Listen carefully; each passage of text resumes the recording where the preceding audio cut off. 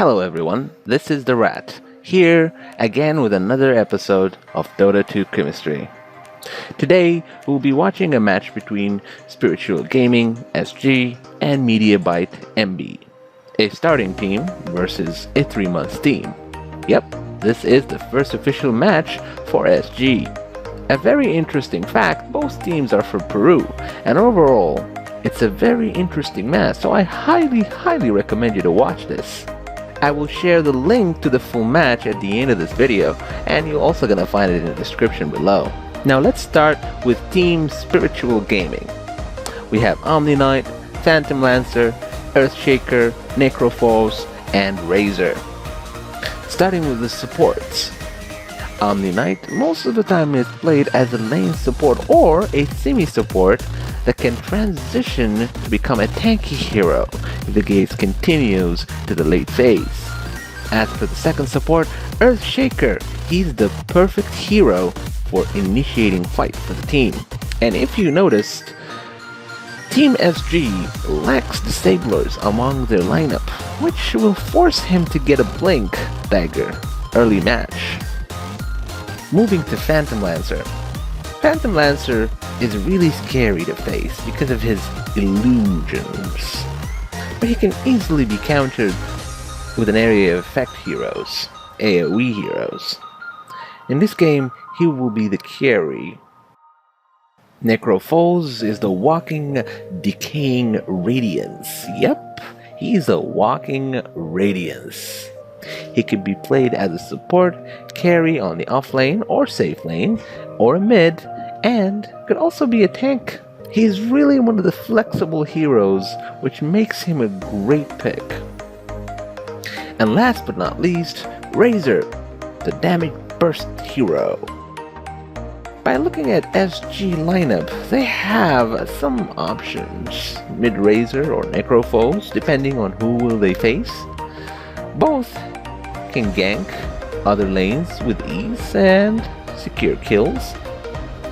Also, Necrophos can be played as a solo flaner, like I said before, which can change the team lineup to 3-1-1. Personally, I have few issues with this lineup. Number one, the disablers.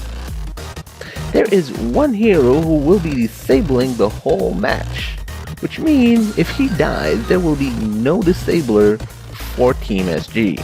Also, they have 3 melee hero, which I think it's too much. 2 in which are support, so if a fight starts and Phantom got disabled before his team get the damage burst out, he's done for it. Which raised the question, who will be tanking for the team? Is it the Omni Knight or the Razor?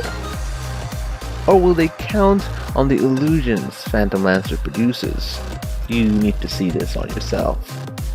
Now moving to Team Mediabyte. We have Rubik, Axe, Sniper, Witch Doctor, and Slardar. At the support, we have Rubik and Witch Doctor.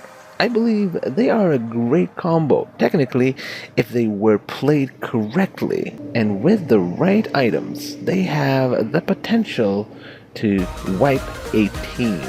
And we have 2 initiators, Axe and Slardar, which is another combo that can complement each other. Amplify damage by the Slardar and the Axe burst damage.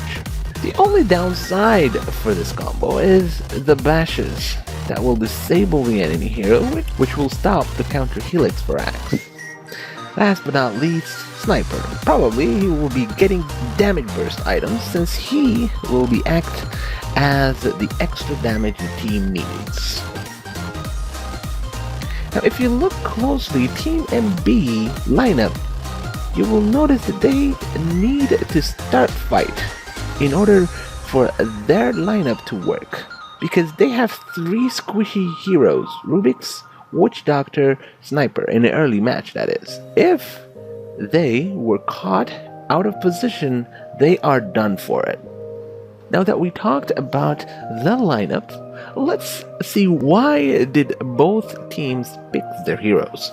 Mediabyte started by picking up Witch Doctors as a support, and I believe as a response to that, And to disable the Witch Doctor, Earthshaker was the counter pick by SG. And as a response to the Earthshaker, Mediabyte picked up the Rubik. I would say that's a bit greedy by them. I think they were trying to steal the figure most of the time. Now, if you notice so far, we have 2 magic heroes from the Mediabyte site, and as a counter to the Rubik and Witch Doctor, Party BKB needed. That's why they went for the Omni Knight. Now for the sniper pick, I believe it's to stop the Earthshaker Blink Echo combo.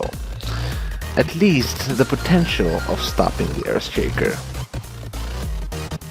At this point, I can safely assume that SG was planning to go PL since the start because they picked his counter, which is Earthshaker, so they can safely pick him.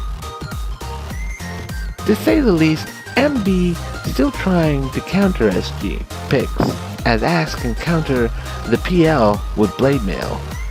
The Razor pick at this point is a bit risky pick by SG, as a sniper can counter Razor and harass him a lot. And because of that Razor pick, they had a room to breathe, in which they did not have to counter pick anyone, and they ended up picking up the Slardar, a damage, disable, tank, and an axe combo. Why not? As for the Necro pick, I can't see him as a counter to anyone. Maybe he was picked for damage output? And Heartstopper aura? Maybe I'm wrong. What do you think of these picks? Who do you think will win? Follow the link to watch the full match. And do not forget to like and share and subscribe. And I'll see you soon, guys.